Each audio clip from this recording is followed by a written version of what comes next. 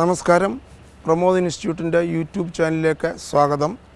ഇന്ന് ഞാൻ നിങ്ങളുമായിട്ട് ചർച്ച ചെയ്യാൻ ഉദ്ദേശിക്കുന്ന ഒരു വിഷയം പിനൈൽ ഇംപ്ലാന്റിന് വേണ്ടി തയ്യാറെടുക്കുന്ന ഒരു പേഷ്യൻറ്റിൻ്റെ ഒരു സംശയം ആണ്. കാര്യം പിനൈൽ ഇംപ്ലാന്റ് നമ്മുടെ ഈ ഇൻസ്റ്റിറ്റ്യൂട്ടിൽ റെഗുലറായിട്ട് ചെയ്യുന്ന ഒരു പ്രൊസീജിയറാണ്.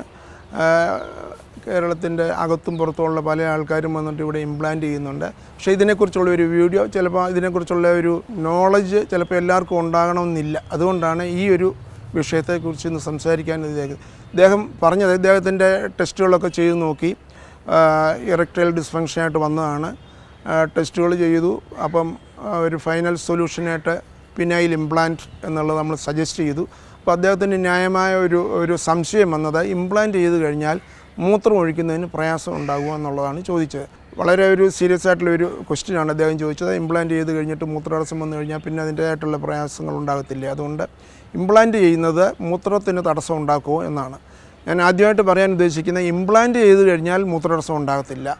പക്ഷേ ഇംപ്ലാന്റ് ചെയ്യുന്നതിന് മുമ്പ് പ്രായമുള്ള ആൾ, ഒരു 50 വയസ്സൊക്കെ കഴിഞ്ഞ ഒരാളാണെങ്കിൽ ഭാവിയിൽ എന്തെങ്കിലും ഈ പ്രോസ്റ്റേറ്റിൻ്റെ വീക്കം കൊണ്ട്, ഗ്രന്ഥിയുടെ വീക്കം കൊണ്ട് മൂത്രതടസ്സം ഉണ്ടാകാൻ സാധ്യതയുള്ള ആളാണോ എന്നുള്ളത് നമ്മൾ മനസ്സിലാക്കണം. അതാണ് ഏറ്റവും പ്രധാനപ്പെട്ട കാര്യം.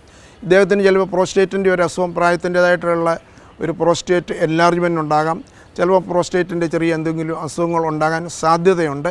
അങ്ങനെയുള്ള, അതായത് ഒരു ബോർഡർ ലൈൻ പ്രോസ്റ്റേറ്റ് ഉള്ളവർക്കോ അല്ലെങ്കിൽ ഓൾറെഡി ഒരു പ്രോസ്റ്റേറ്റ് അസുഖമുള്ള ആൾക്കാർക്ക് മരുന്ന് കഴിച്ചുകൊണ്ടിരിക്കാം, ചിലപ്പോൾ കഴിക്കാതിരിക്കാം.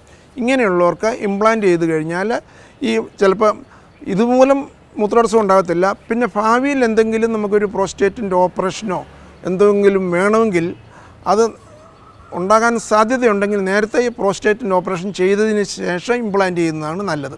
അപ്പോൾ ഇങ്ങനെയുള്ള ഇതുപോലുള്ള സംശയങ്ങളിൽ ആദ്യം നമ്മൾ നോക്കും. അതിനൊരു ബോർഡർ ലൈൻ വാല്യൂസൊക്കെ ഉണ്ട്. അതായത് മൂത്രം ഒഴിക്കുന്നതിൻ്റെ സ്പീഡ് എങ്ങനെ ഉണ്ടോയെന്ന് നോക്കും, ബാക്കി കെട്ടിക്കിടക്കുന്നുണ്ടോ എന്ന് നോക്കും, കിഡ്നിയെ വല്ലതും ബാധിച്ചിട്ടുണ്ടോ എന്ന് നോക്കും, യൂറിൻ ഫ്ലോ റേറ്റൊക്കെ നോക്കിയിട്ട് എല്ലാം ആവശ്യത്തിനുള്ള ഏകദേശം നോർമൽ സ്റ്റേജ് ആണെങ്കിൽ നമ്മളതിനു വേണ്ടി പ്രത്യേകിച്ച് പ്രോസ്റ്റേറ്റ് സംബന്ധമായിട്ടുള്ള ട്രീറ്റ്മെൻ്റ് ഒന്നും ചെയ്യണ്ട, ഇംപ്ലാന്റ് ചെയ്യാൻ പറ്റും.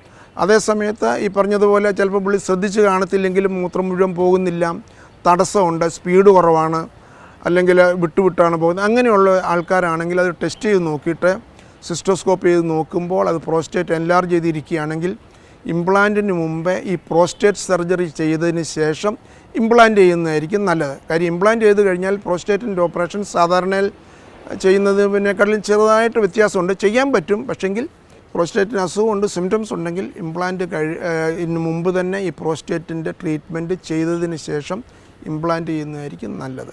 നന്ദി. മറ്റൊരു വിഷയമായി വീണ്ടും കാണാം.